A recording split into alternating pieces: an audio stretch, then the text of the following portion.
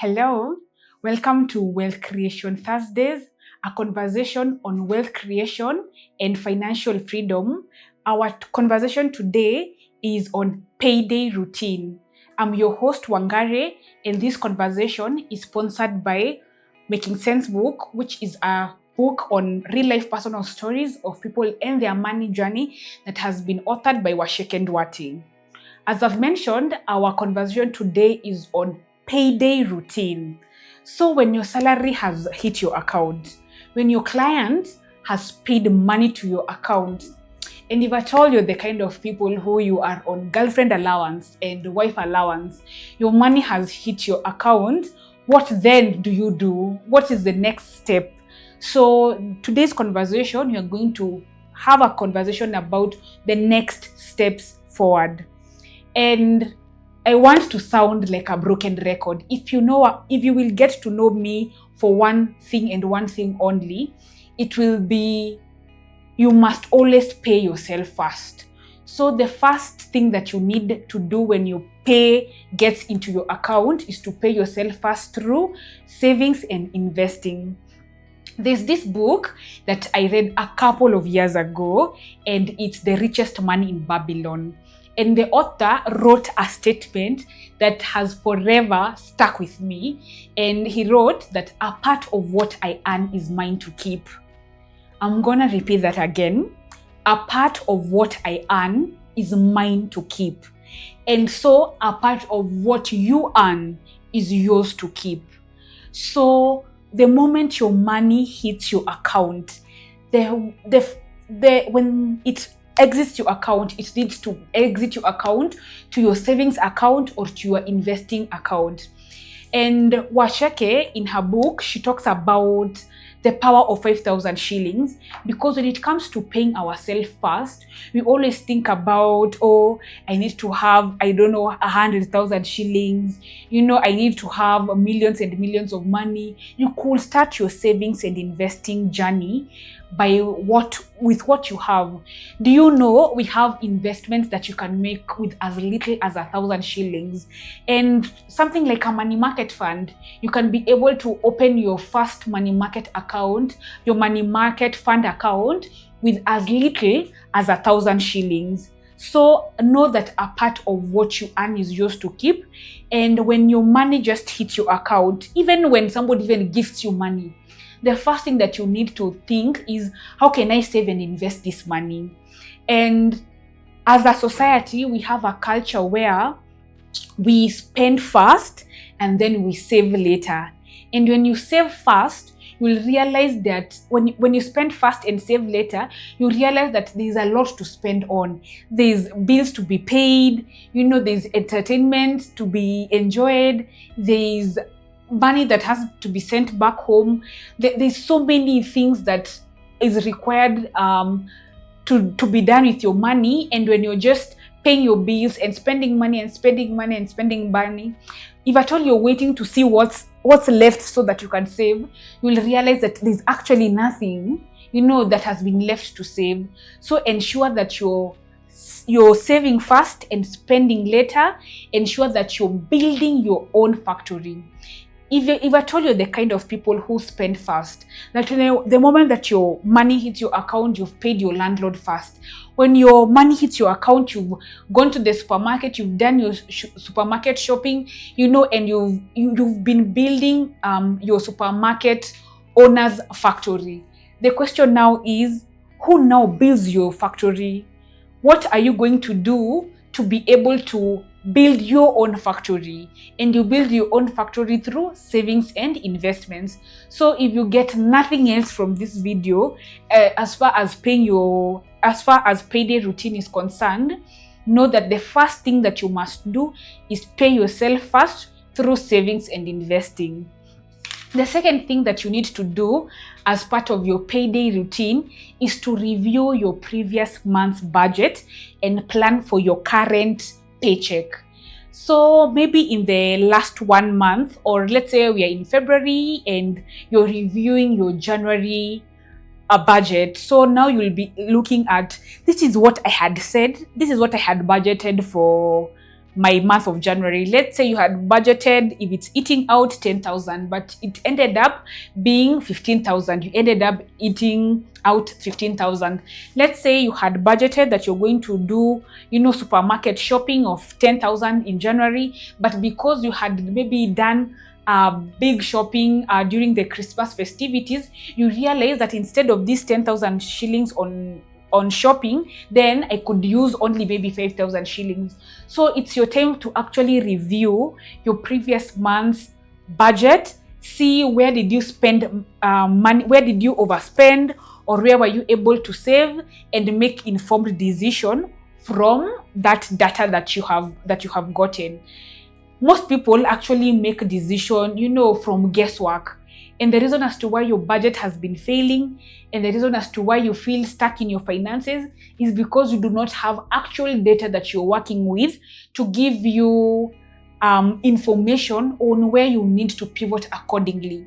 So if you do, after you have paid yourself first through savings and investing, the second thing that you must do is to review your previous month's budget and actually plan for the current month's budget. So now we've talked about, in the previous video, we've done a video on budgeting for beginners, and we talked about 5 things that must be clear in your budget so that it can be a functioning budget. We've talked about your budget needs to have a place for savings and investment. It needs to feature your needs, it needs to feature your wants, it needs to feature your debt, and it also needs to feature your miscellaneous expenses. So the moment that your money has hit your account, then you need to plan your finances with the 5 things that I've talked about. And you need now to figure out, how much am I putting aside for savings and investing? How much am I putting aside for needs, for my wants, for my debts, and for my miscellaneous expenses? So that's the second thing that you do. The third thing that you do is, as I've mentioned, debt, paying your debt. We've talked about, I was part of a conversation at TBC Connect sometime last year, and it was a conversation about money matters, and they were talking about a conversation about debt. And I'll do a video just on debt alone, or the topic being debt management. And there's something that they said that really stuck for me. They talked about the emotional cost of debt. When you're taking up debt, what is the emotional cost of debt other than the financial implications of debt? Are you the kind of people, when you borrow something, even when you borrow, let's say 10,000 shillings from your friend, you do not have sleepless nights because you're looking to pay them as soon as possible, because for you debt brings about anxiety. It could be that maybe when you were growing up, you saw your parents being auctioned. The auctioneers, they came, they sold everything that was in your home, and that left a traumatic experience. So for you, there's trauma attached to debt. But debt in itself is neutral. Debt can either be a good debt, or debt can be a bad debt, dependent on how you're using that debt. A good debt is a debt that you use when it comes to investing. If at all you're taking up debt for investment purposes, then that's a good debt. If you're taking debt in order for you to expand your business, then that is good debt. So what I mean is, if when you're taking up debt, it will put back money in your pocket, then that's a good debt. A bad debt is debt that is taken for consumerism. You taking debt to buy a TV is a bad debt. You taking out a debt to buy a dress is a bad debt. You taking up a debt for consumerism purposes, then that is what makes a debt a bad debt. So you need now to figure out, when it comes to your payday routine, you need to figure out how much debt are you in. What are some of the new debts that you've maybe been considering to get into? What is the payment plan? You need to figure out, are you even on CRB? Do you know your CRB status even as we speak? So debt is not an issue that you can just, put it under the carpet and forget that it exists, and especially if you have debt. And also, how do you build, a good credit? So these are the things that you need to really pay attention to as far as debt is concerned. So the moment your money hits your account, you cannot, not honor your debt. You cannot be the kind of person that you're not picking people's calls because you you owe them money, but you're not prioritizing, paying them. Don't be those people who you owe somebody money, but you're there perambulating in the streets of Nairobi. It's disrespectful, and it also means that you're going to be breaking trust, because there'll be a time where you'll be in need and you can't go back to that friend who you did dirty. So if at all your money hits your account, make sure that you're honoring your debt. The fifth thing that you must pay attention to, or you must do, is accountability.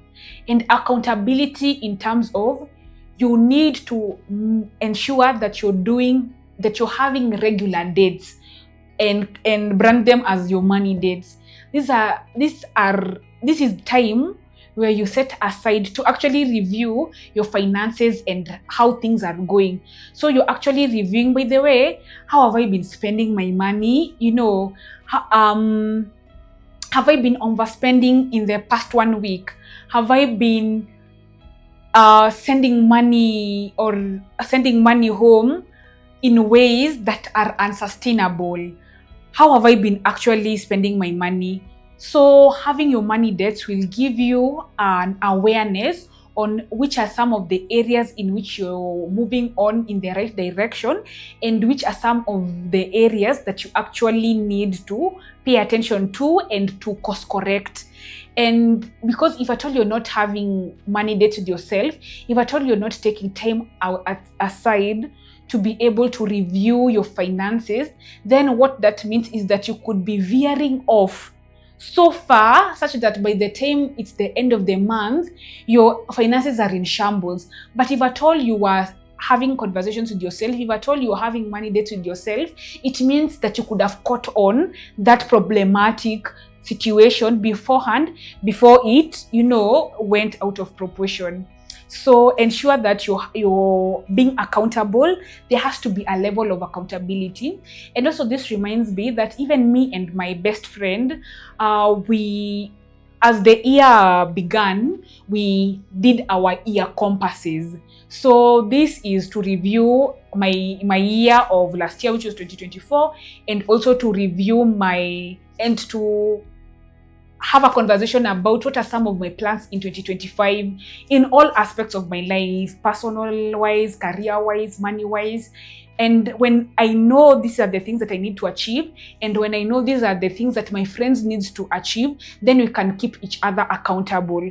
So accountability is something that you also need to put as part of your payday routine. So we've talked about paying yourself first. We've talked about reviewing your past budget and creating a new budget. We talked about a budget doesn't need to be rigid, and it needs to reflect your current circumstances. We've talked about that for your payday routine, you also need to honor your debts. If at all you're in debt, you also need to ensure that your expenses that need to be paid are paid. So don't be those kinds of people who you're now being charged late fees because the rent that was supposed to be paid on 5th or 10th, now you're paying it on 20th. You understand? And now things are in shambles. So ensure that that is something that you're paying attention to.